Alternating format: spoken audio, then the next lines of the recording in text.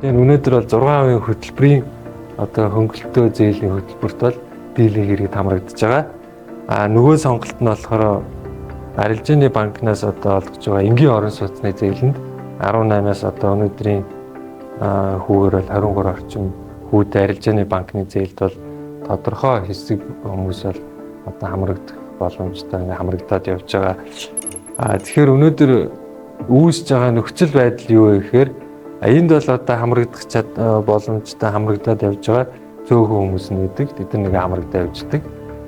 Гэтэл 6% дээр бол одоо бүгд ингэ авах гээд очрол дараалал үүсгээд өнөөдөр бол одоо 2-оос доотлон 3 жилийн бүлэгтийн нөхцөл байдал үүсэж байгаа. Тэгээ энэ нөхцөл байдал бол одоо жил ирэх тусам бол улам хүндрэх магадaltaй байгаа.